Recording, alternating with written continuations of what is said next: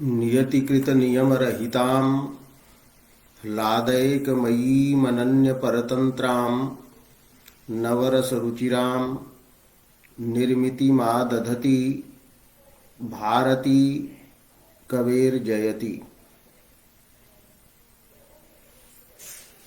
काव्य प्रकाशस्य दशमे उल्लासे अर्थालंकाराणां निरूपणं तत्र अतिशयोक्ति अलंकारः विचारितः। अद्य अवसरः वर्तते प्रतिवस्तूपमालंकारस्य।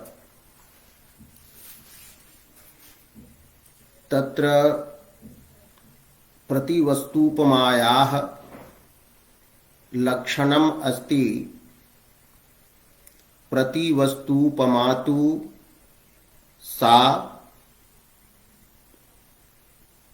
सामान्यस्य द्विरेकस्य यत्र वाक्यद्वये स्थितिः। सा प्रतिवस्तूपमा उच्यते। वस्तु शब्दः यह प्रतिवस्तूपमा शब्द घटकः अस्ति तेन वस्तु शब्देन अत्र वाक्यार्थः विवक्षितः। वस्तु वस्तु प्रति इति प्रतिवस्तु। प्रतिवाक्यार्थम उपमा। यत्र वाक्यार्थयोः उपमा भवति सादृश्यं भवति। व्याख्यानात् विशेष प्रतिपत्तिः भवति तस्मात् अत्र प्रतिवस्तूपमा शब्द घटकेन वस्तु शब्देन वाक्यार्थः विवक्षितः न तु पदार्थः। पदार्थयोः उपमा तु उपमा अलंकारः। एवं क्वचन वाक्यार्थयोः अपि उपमा भवति यत्र वाक्यगता उपमा स्वीकृता भवति किंतु वाक्यार्थगतायाः उपमायाः अस्याः प्रतिवस्तूपमायाः कश्चन भेदः वर्तते। उपमायां सादृश्यम् औपम्यं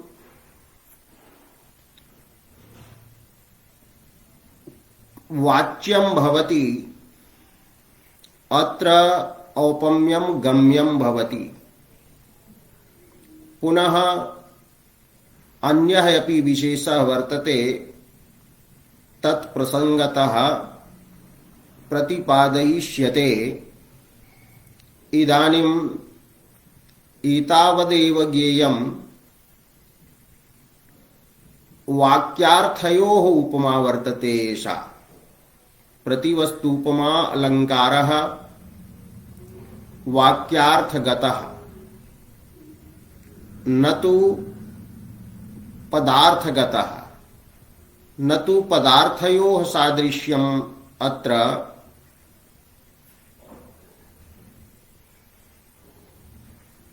वाक्यार्थयोः सादृश्यं भवति। तर्हि सा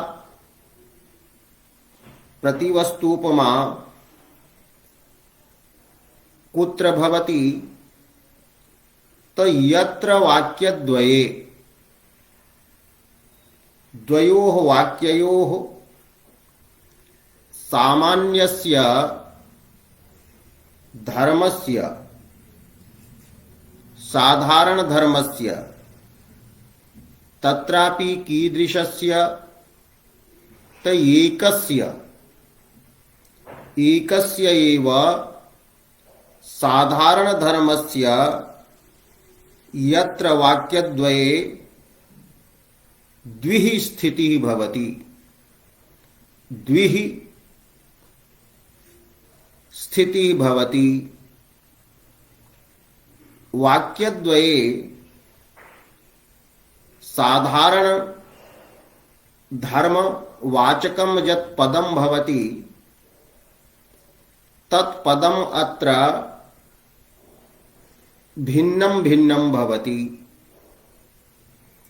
तो भिन्न पदाभ्यां बोध्यस्य एकस्य साधारण धर्मस्य यस्मिन् वाक्यद्वये द्विः स्थितिः भवति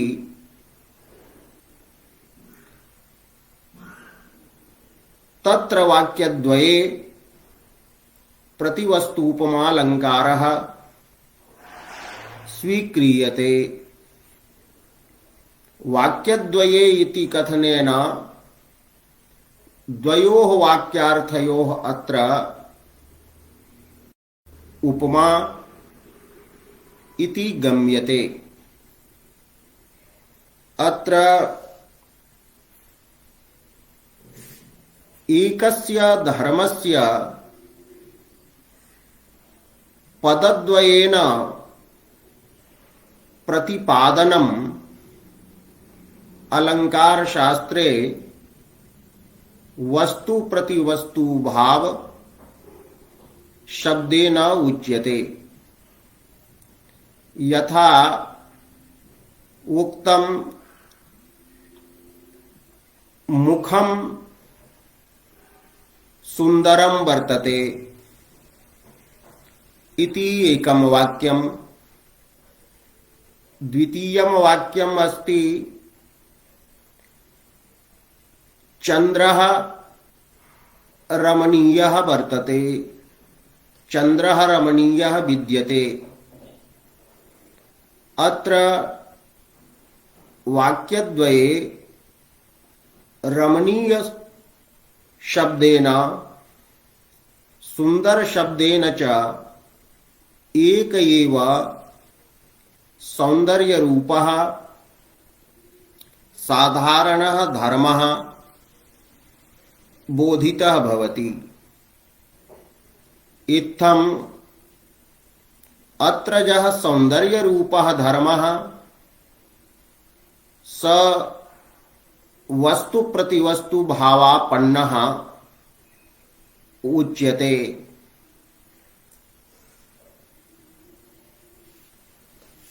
वस्तु प्रतिवस्तु भावः नाम एकस्यैव साधारण धर्मस्य भिन्नाभ्यां शब्दाभ्यां प्रतिपादनम्। भिन्न शब्द बोध्यत्वं यस्मिन् धर्मे भवति स वस्तु प्रतिवस्तु भावापन्नः उच्यते। अर्थात एक धर्मनिष्ठं शब्दद्वय बोध्यत्वं वस्तु प्रतिवस्तु भावः इति वक्तुं शक्यते। अपरः एकः भवति बिंब प्रतिबिंब भावः। बिंब प्रतिबिंब भावापन्नः अपि साधारण धर्मः भवति, किंतु एतादृशः धर्मः दृष्टान्तालंकारे भवति। बिंब प्रतिबिंब भावः उच्यते भिन्नयोः अपि साधारणधर्मयोः सादृश्येन अभेदः बिम्बप्रतिबिम्बभावः भवति। यथा यदि एवं उच्यते नायिकायाः मुखं कुटिलालकं वर्तते। नायिकायाः मुखे कुटिलाः अलकाः चूर्णकुन्तलाः सन्ति, कुटिलकेशाः सन्ति। तो नायिका मुखं कुटिलालकम् इति एकम वाक्यम्। अपरम वाक्यम् उच्यते कमलं गुञ्जद्भ्रमरं वर्तते। कमलं कीदृशं यत्र भ्रमराः गुञ्जन्तः सन्ति, अथवा उल्लसद्भ्रमरं कमलं वर्तते यत्र उल्लसन्तः भ्रमराः सन्ति। एवं अत्र वाक्यद्वयं जातं। कमलम् उल्लसद्भ्रमरं, मुखं चञ्चलकुटिलालकम्। अत्र द्वयोः वाक्यार्थयोः साम्यं प्रतीयते। साम्यं प्रतीयते। चञ्चलकुटिलालकं मुखं उल्लसद्भ्रमर कमलम् इव वर्तते। किन्तु अत्र विवक्षितः साधारणधर्मः वर्तते यः, स भिन्नः अस्ति। उपमेयभूते कमले उल्लसन्तः भ्रमराः सन्ति। उपमानभूते कमले उल्लसन्तः भ्रमराः सन्ति। उपमेयभूते कमले चञ्चलाः कुटिलालकाः सन्ति। तर्हि अलकभ्रमरयोः भेदः वर्तते। अतः अलकभ्रमरयोः यदा अभेदः सम्पादनीयः, तो अलकभ्रमरयोः अभेदे सिद्धे एव अत्र तयोः वाक्यार्थयोः साधर्म्यं सेत्स्यति। तत् भिन्नौ अलकभ्रमररूपौ पदार्थौ, किन्तु अत्र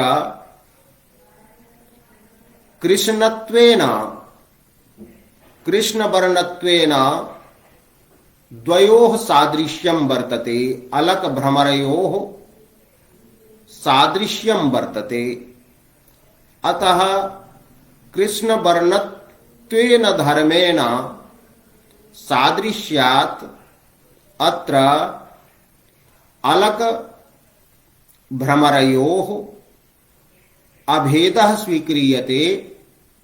तो सादृश्य महिम्ना अभिन्नौ अलकभ्रमरौ मुखे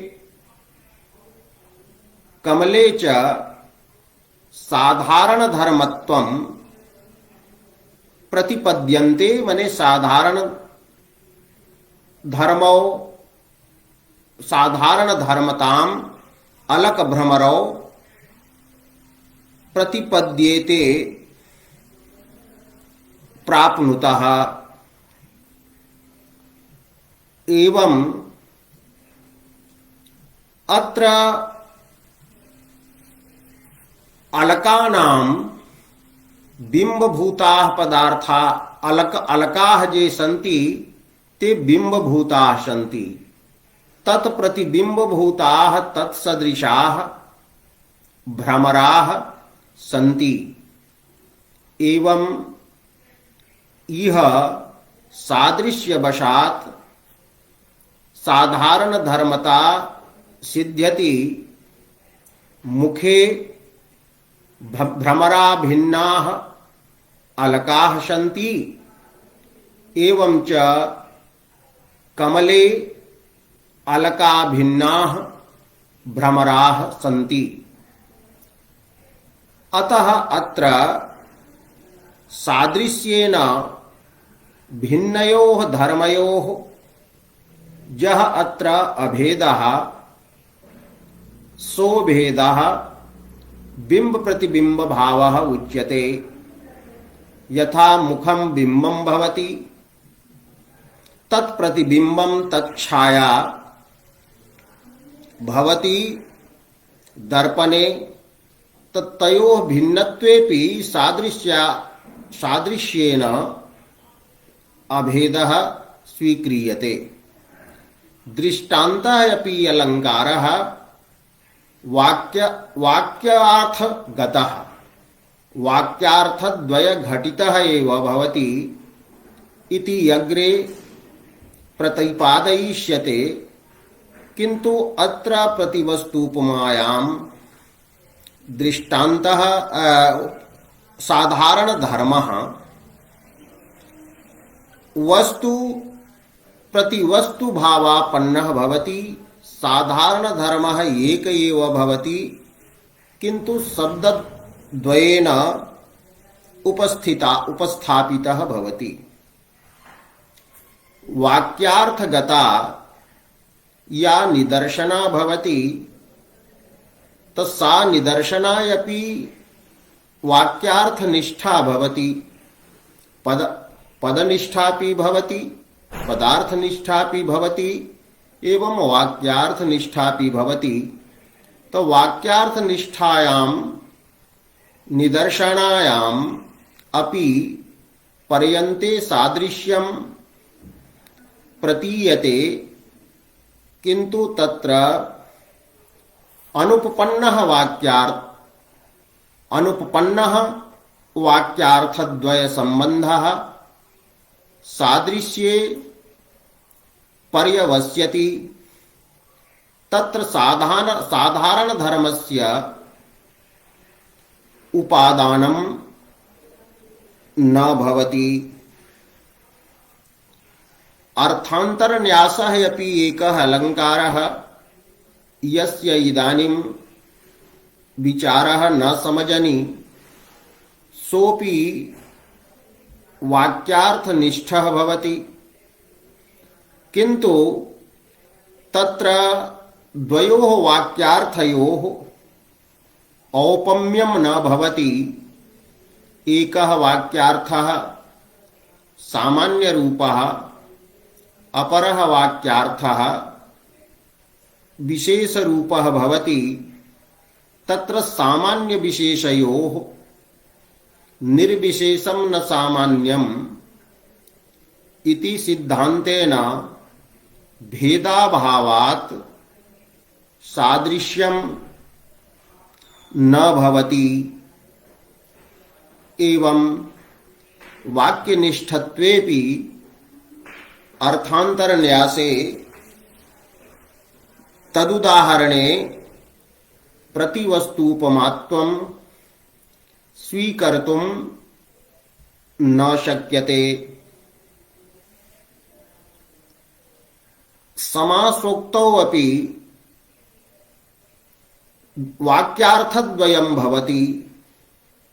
प्रकृतवाक्यार्थः, अप्रकृतश्च वाक्यार्थः। यथा अयमेन्द्रियमुखं पश्य रक्तश्चुम्बति चंद्रमा। अत्र ऐन्द्रियमुखकर्मकः चंद्रकर्तृकः संयोगरूपः व्यापारः अत्रैव नायिका मुखकर्तृकः नायिका मुखकर्मकः नायक कर्तृकः चुंबन व्यापारः किंतु तत्र अप्रकृतः यः भवति अर्थः तद्बोधकः विशेष्यभूतः शब्दः न उपादीयते। एवं अप्रस्तुत प्रशंसायामपि द्वयोः वाक्यार्थयोः यत्र तुल्यात् तुल्यस्य प्रतीति भवति तत्रापि नाति प्रसंगः तत्र हि द्वयोः वाक्यार्थयोः शब्दतः उपादानं न भवति। तत्र साधारण धर्मोपि वस्तु प्रतिवस्तु भावापन्नत्वेन न प्रयुक्तः भवति। एवं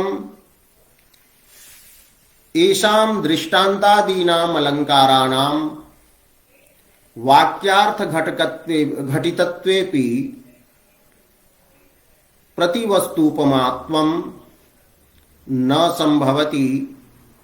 एवमादयः विचाराः विविधासु टीकासु कृताः सन्ति। तासां टीकानां निष्कर्षः अत्र उपन्यस्तः। प्रकृतः अर्थः अनुश्रीयते तर्हि एवं जातं यत्र वाक्यद्वये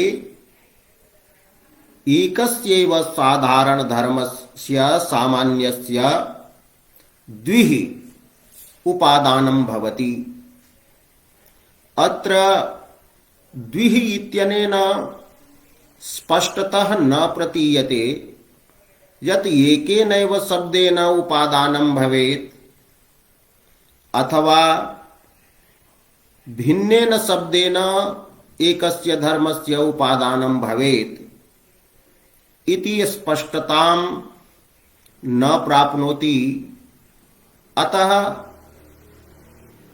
एकेन पदेन द्विः उपादानम् अथवा द्वाभ्यां पदाभ्याम् एकस्य साधारण धर्मस्य उपादानम् इति संशयः भवति। अतः वृत्तौ व्याख्यायते साधारणो धर्मः उपमेय वाक्ये उपमान वाक्ये च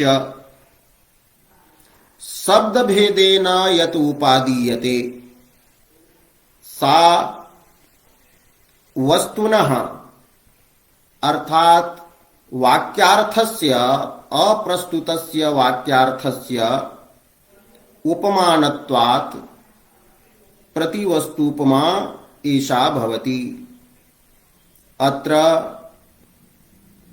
अप्रकृतः वाक्यार्थः उपमानभूतः तेनैव अत्र उपमा प्रकृतवाक्यार्थस्य दीयते। तत्र उक्तं द्विः इति कथनेन यद्यपि अयम् अर्थः न स्पष्टः साधारण धर्मः एकेन पदेन उपादेयः भिन्नाभ्यां पदाभ्यां वा तथापि काव्य प्रकाशकारः वदति सप्तमे उल्लासे दोष प्रकरणे कथित पदत्व नामकः एकः दोषः उक्तः वर्तते यस्य पदस्य पूर्ववाक्ये प्रयोगः कृतः तस्य एव पदस्य प्रयोगः अपरस्मिन् वाक्ये न कर्तव्यः। तथा सति चर्बित चर्वणवत् श्रुतं पदं सहृदय वैरस्याय भवति रसे विघ्नम् आचरति। अतः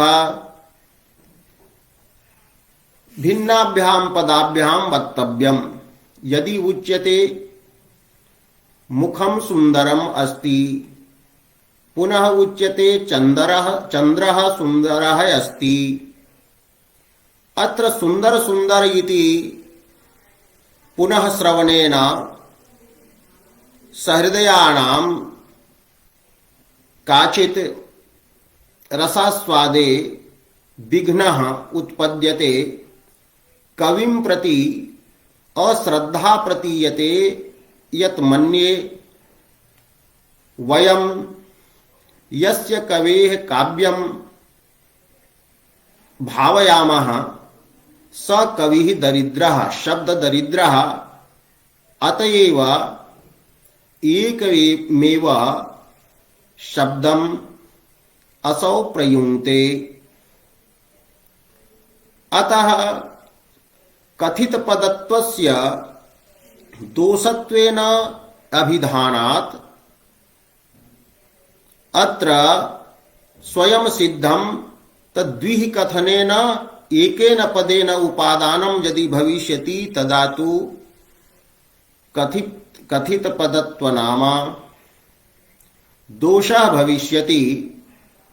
अलंकारत्वं तु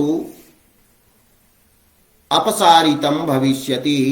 अतः द्विः इति कथनेन भिन्नाभ्यां पदाभ्याम् एव साधारण धर्मस्य प्रतिपादनम् अभिप्रेतं भवति। कथित पदत्वं यः दोषः तस्य अपवादः अपि भवति।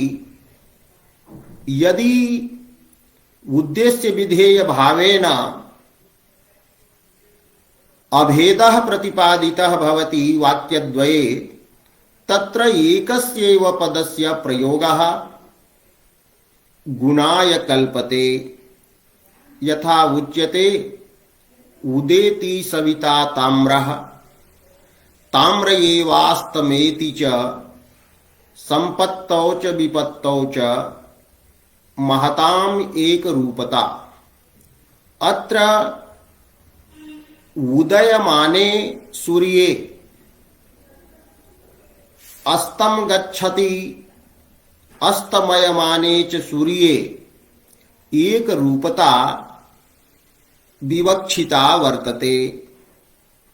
यदि यत्र उदेति सविता ताम्रः रक्त एवास्तमेति च इति रक्तपदं यदा प्रयुज्यते तर्हि शब्दभेदात् सूर्ये एकरूपत्वस्य प्रत्ययः न भवति। यतो हि व्याकरणमते शब्दोपि विशेषणत्वेन भासते। तो रक्त इति कथनेन यह वर्णः, यह वर्ण विशेषः बोध्यते, शोणित वर्ण विशेषः यः बोध्यते, तत्र रक्तपदवाच्यत्व धर्मः आगच्छति। और ताम्रपदेन यः शोणित रूपः माने तद्वर्ण विशेष रूपः धर्मः यः बोध्यते, तत्र ताम्रपदवाच्यत्वम् आगच्छति। एवं प्रकारतया शब्दबोधे भासमानस्य शब्दस्य भेदात् तत्र एकरूपत्वं विवक्षितम् एकरूपत्वं विहतं भवति। अतः तत्र तु पूर्वप्रयुक्तस्यैव शब्दस्य प्रयोगे गुणः भवति। किंतु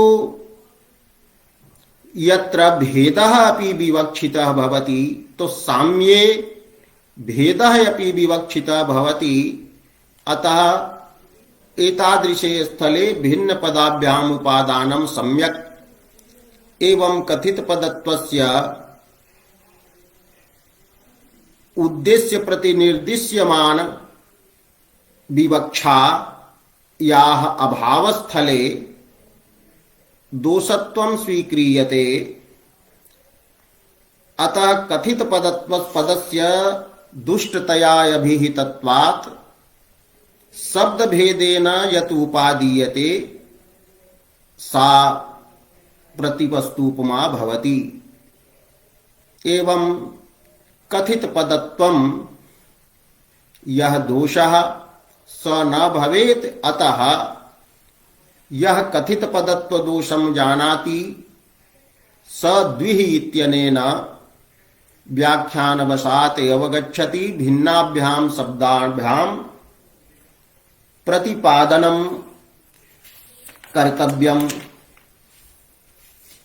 एवं प्रतिवस्तुपमायाः निष्कृष्टं लक्षणं यत् भवति तत् एवं पर्यवसितं भवति। यत् पर्यवसितं लक्षणं रसगंगाधरे उक्तं वर्तते। वस्तु प्रतिवस्तु भावापन्न साधारण धर्मक वाक्यार्थयोः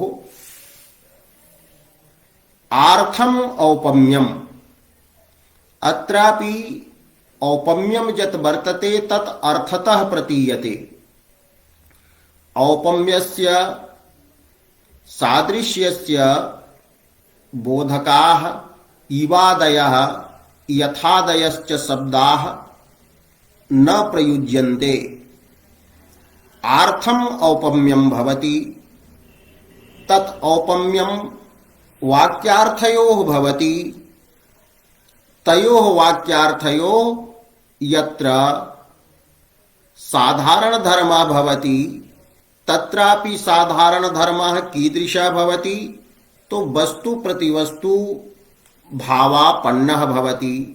वस्तु प्रतिवस्तु भावापन्नं पन्नः वस्तु प्रतिवस्तु भावापन्नः साधारण धर्मः ययोः तयोः वस्तु प्रतिवस्तु भावापन्न साधारण धर्मकयोः वाक्यार्थयोः आर्थम औपम्यम प्रतिवस्तुपमा भवति इति निष्कृष्टं लक्षणं प्रतिपादितम्। प्रतिवस्तुपमालंकारस्य उदाहरणं दीयते। देवी भावं गमिता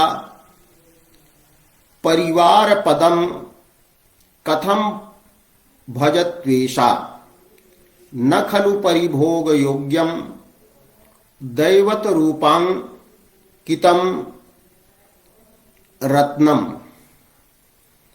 अत्र उच्यते कि या महिषी या महाराज्ञी वर्तते सा देवी भावं प्राप्ता गमिता प्रापिता। कथम अभिषेकद्वारा यस्याः राज्ञाः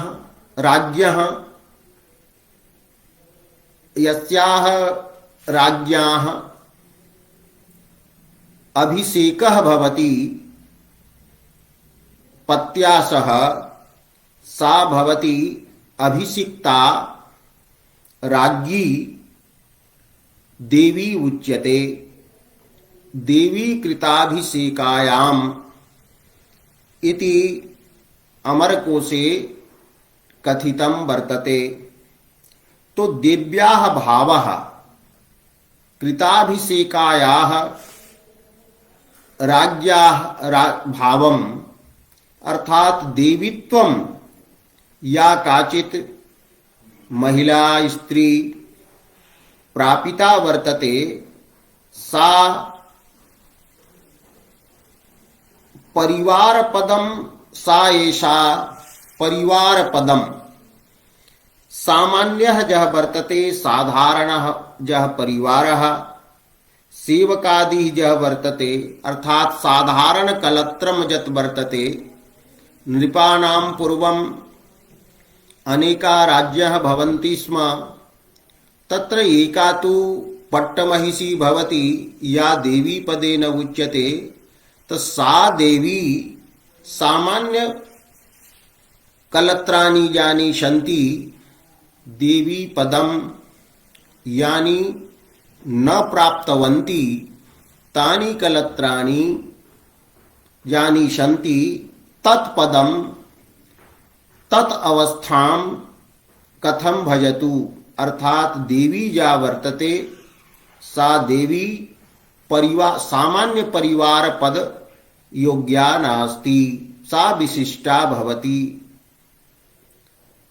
तर्हि उच्यते रत्नानि बहूनि भवन्ति तत्सर्वाणि रत्नानि भोगयोग्यानि भवन्ति किन्तु यत् रत्नं दैवत रूपेण अंकितं वर्तते यस्मिन् रत्ने देवता उत्कीर्णा भवति तो दैवत रूपेण अंकितं रत्नं परिभोग योग्यं न भवति रत्नस्य परिभोगः वर्तते धारणं हारादौ धारणं करे धारणं तर्हि दैवत रूपांकितं यत् रत्नं वर्तते तत् सामान्येन सर्वत्र परिभोग योग्यं न भवति न हि दैवत रूपेण अंकितं यत् वर्तते रत्नं तेन विशिष्टः यदि नूपुरः वर्तते स पदे धार्यते तद्दैवत रूपांकितं रत्नं परिभोग योग्यं खलु न भवति इति एकः वाक्यार्थः दैवत रूपांकिते रत्ने परिभोग योग्यतायाः अभावः अत्र प्रतिपाद्यते पुनः पूर्वार्धे यह वाक्यार्थः वर्तते तस्मिन् देवी भावं प्राप्तायाः महिष्याः सामान्य कलत्रवत् परिभोग्यतायाः अभावः प्रतिपाद्यते अर्थात महिष्याः परिवारवत भोग्यत्वं यत् वर्तते सामान्य कलत्रस्थानीयत्वं यत्र वर्तते यत् वर्तते तत् अनुचितं वर्तते एवं दैवत रूपांकितस्य रत्नस्य परिभोग्यत्वम् अपि अनुचितं वर्तते एवं दिव्याः सामान्य परिवार पद प्राप्तौ अनौचित्यम् अस्ति एवं च दैवत रूपांकितस्य रत्नस्य परिभोगे अनौचित्यं वर्तते एतत् अनौचित्यम् एव द्वयोः भोगयोः साधारण धर्मः वर्तते स साधारण धर्मः कथं भजतु इति पदेन प्रतिपादितः पुनश्च न खलु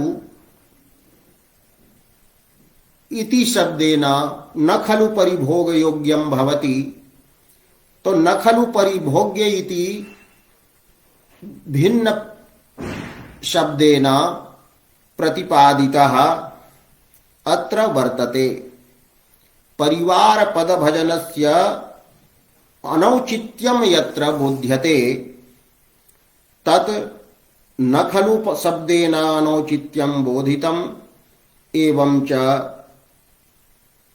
न खलु परिभोग योग्यम इति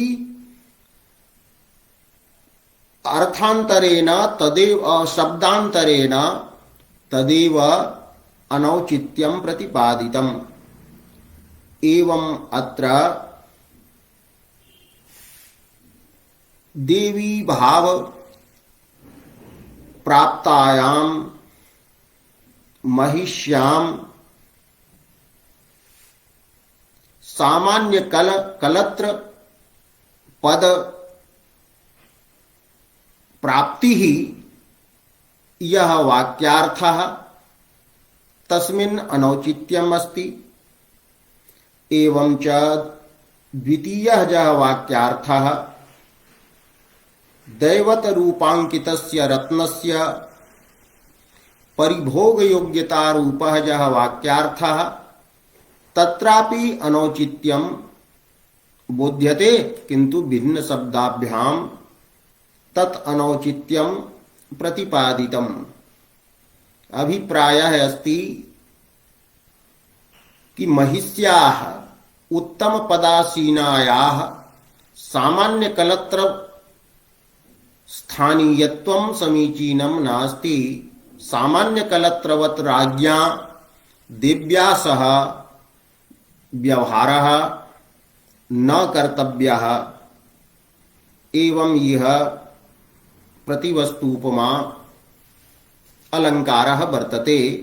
अनौचित्य रूपेण सामान्येन धर्मेण द्वयोः वाक्यार्थयोः अत्र औपम्यं वर्तते।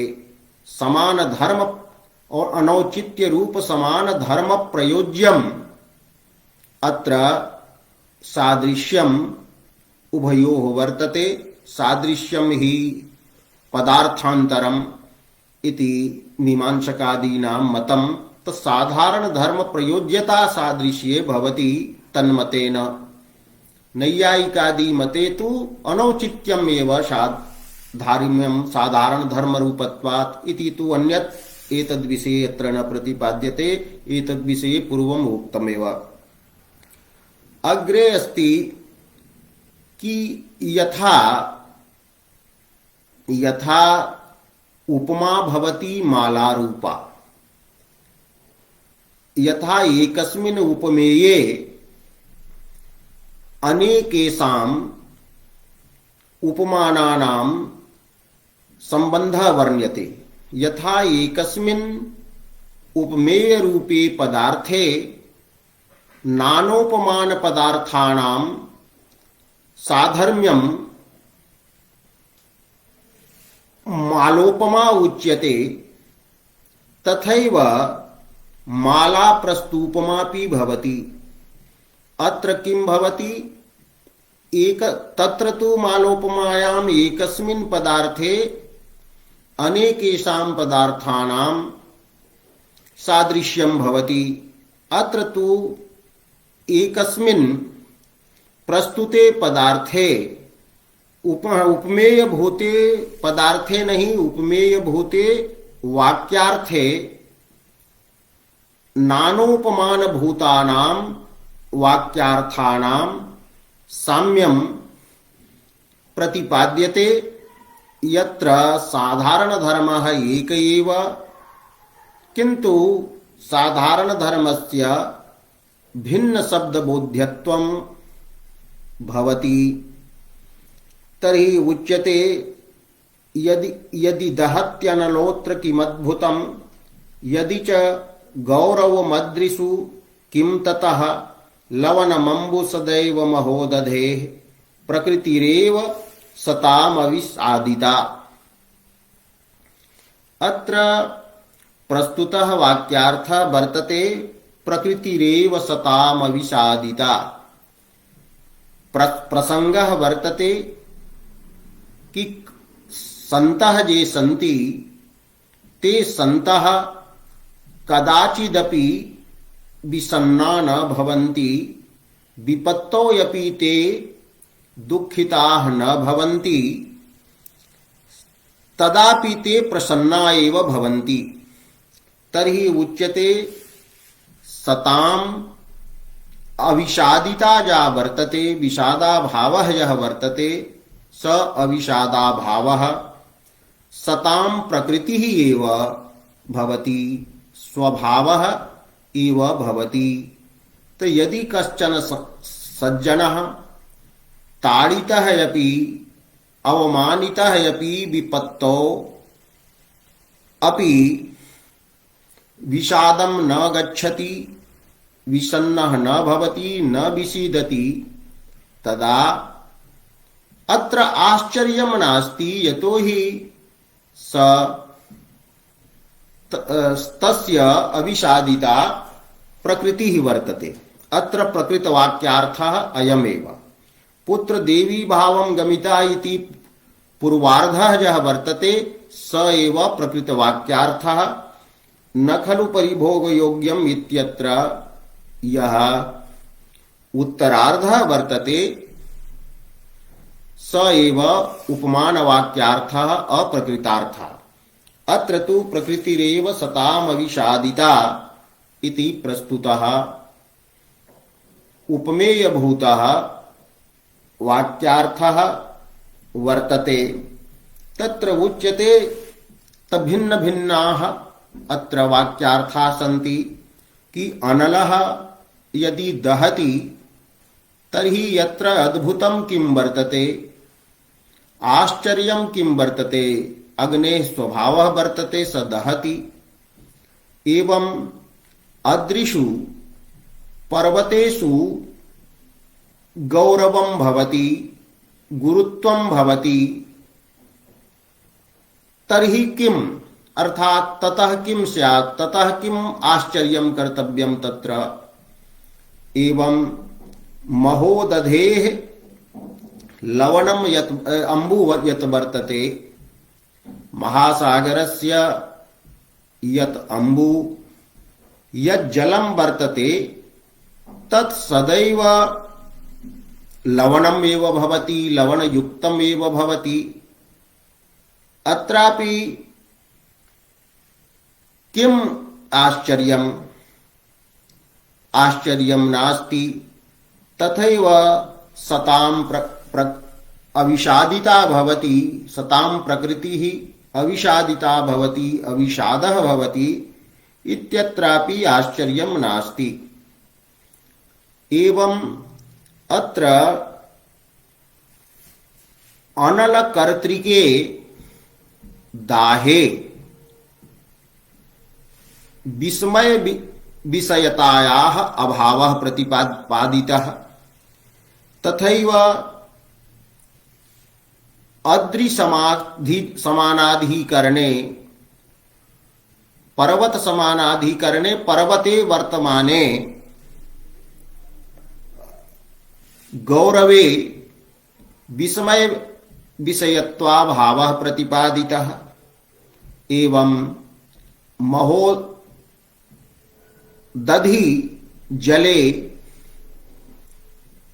यत् लवणत्वं वर्तते तत्र लवणत्वे अपि लवणे अपि विस्मय विषयत्वाभावः वर्तते। एवं विस्मयस्य अभावः एतेषु वाक्यार्थेषु साधारण धर्मः वर्तते। किन्तु स साधारण धर्मः यः वर्तते स भिन्न भिन्न शब्दाभ्यां प्रतिपादितः। यथा किम अद्भुतम् अत्र किम अद्भुतम् इत्यत्र किम अद्भुतम् इति शब्देन किम शब्देन आश्चर्यस्य अभावः प्रतिपादितः। पुनः किम ततः अदृशु गौरवं भवति तेन किम अर्थात तत्रापि आश्चर्य विषयता नास्ति। अद्रिनिष्ठे पर्वतनिष्ठे गौरवे विस्मय विषयतायाः अभावः। एवं सदैव शब्देन लवणं अम्बु अम्बुनिधेः महोदधेः अम्बु लवणम् एव भवति। अत्र लवणत्वं तो लवणेपि लवणवत्वे विस्मयाभावः सदैव इति शब्देन प्रतिपादितः। एवं सताम् अविषादिता प्रकृतिः भवति तर्हि यस्य या प्रकृतिः भवति तत्र आश्चर्यं न भवति। यदि जलं शीतलयति तर्हि तत्र आश्चर्यं न भवति। तब प्रकृति शब्देन तत्रापि आश्चर्याभावः विस्मयाभावः प्रतिपादितः। यः पदार्थः लोके अप्रसिद्धः ज्ञातुः कृते अज्ञातः भवति तत्रैव विस्मय विषयता भवति। एवं अत्र एकस्मिन् सताम् अविषादिता रूपे वाक्यार्थे उपर्युक्तानां त्रयाणां वाक्यार्थानां साम्यं गम्यं वर्तते, औपम्यं गम्यं वर्तते, शब्दा प्रतिपाद्यं वर्तते। तर्हि वाक्यार्थानां यत्र साम्यः वर्तते अप्रकृतानां वाक्यार्थानां प्रकृतेन वाक्यार्थेन सह अत्र साम्यं प्रतिपादितं त उच्यते इत्यादिका माला प्रतिवस्तुपमा द्रष्टव्या। यथा सूत्रम् एकं भवति तत्र नाना पुष्पाणि नाना रत्नानि वा ग्रथ्यन्ते तथैव अत्र सताम् अविषादिता रूपः यः एकः वाक्यार्थः वर्तते तत्र पूर्वोक्तानां त्रयाणां वाक्यार्थानां ग्रथनं सम्बन्धः अन्वयः उक्तः वर्तते। एवं काव्य प्रकाश कृताय अग्रे उच्यते एवं अन्यत्रापि द्रष्टव्यम् अनुसर्तव्यम्। अस्य भावः वर्तते कि अन्यत्र अपि अनेन प्रकारेण प्रस्तुतमालङ्कारस्य उदाहरणं द्रष्टव्यम्। पुनः यत्र निगूढः अभिप्रायः वर्तते यत् एषा प्रतिवस्तुपमा साधर्म्येन भवति वैधर्म्येन च भवति। अत्र साधर्म्य वैधर्म्य शब्द श्रवणेन प्रश्नः भवति कि वैधर्म्येन कथं भविष्यति। पूर्वं तु उक्तं किं वैधर्म्येन साधर्म्यं कथं सिद्ध्यति। तर्हि वैधर्म्य शब्दस्य अत्र अर्थः वर्तते यत् एकः वाक्यार्थः मन्ये निषेधात्मकः वर्तते, अपरः वाक्यार्थः विध्यात्मकः वर्तते यत्र विधिः वर्तते। तो द्वयोः विधि निषेधयोः साधर्म्यं भवितुं नार्हति। तर्हि तत्र किं क्रियते साधर्म्य सिद्धये द्वयोः पदार्थयोः एकरूपता कल्प्यते अर्थतः।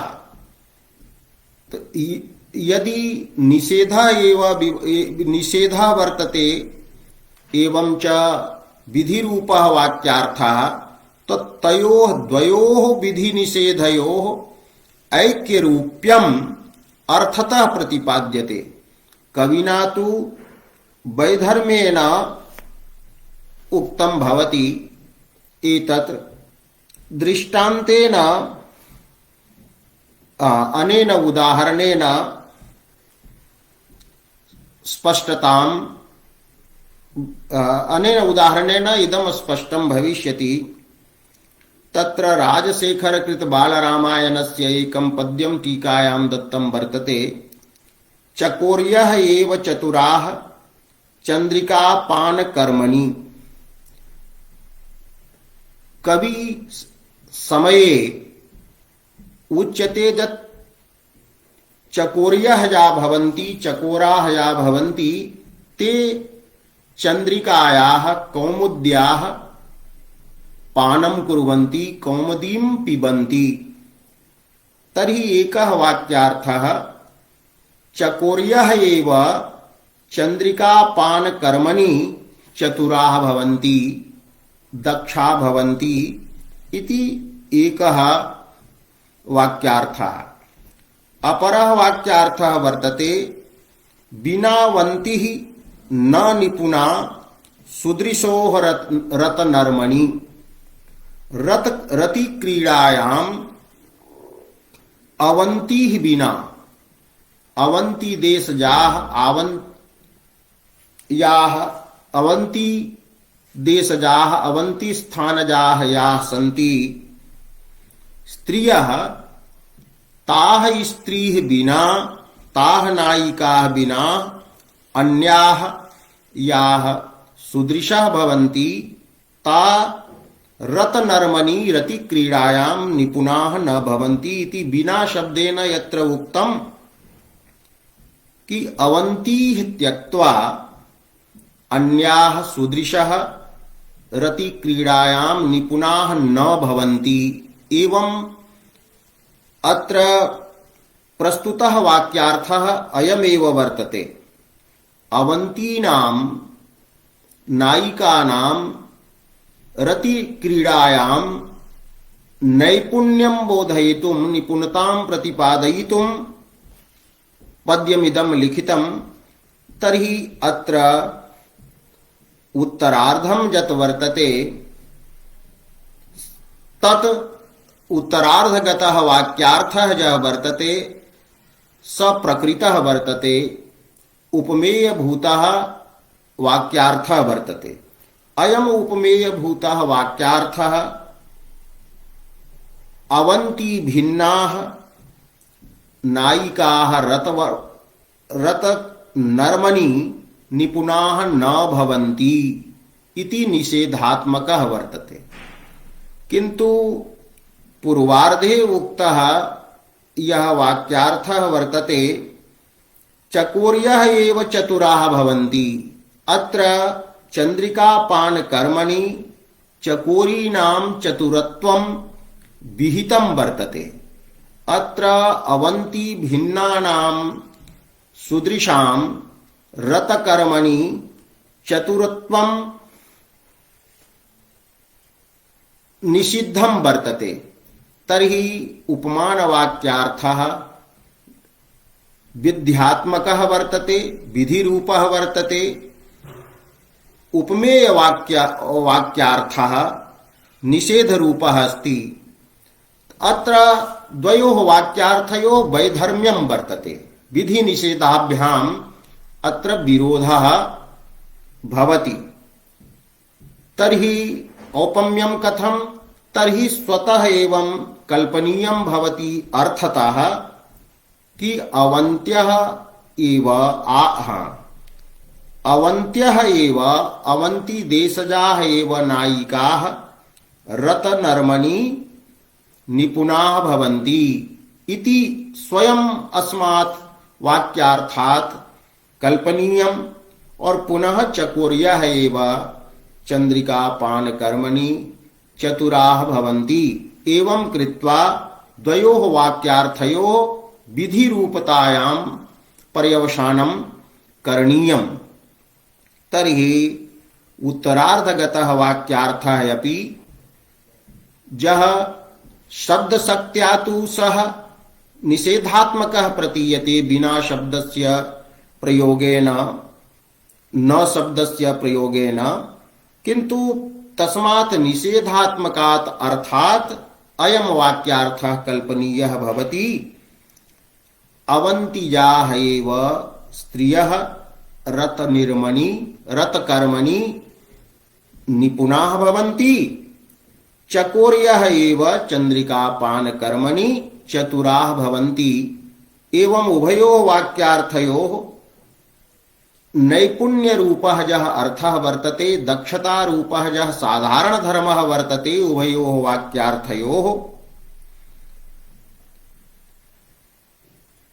स दक्षतारूपः साधारणधर्मः एकत्र चतुर्शब्देन उक्तः, अपरत्र च निपुणशब्देन उक्तः। अतः द्वयवाच्यत्वं वर्तते एकस्मिन्नेव दक्षत्वरूपे साधारण धर्मे एवं नैपुण्य प्रयुक्तः दक्षत्व प्रयुक्तः अत्र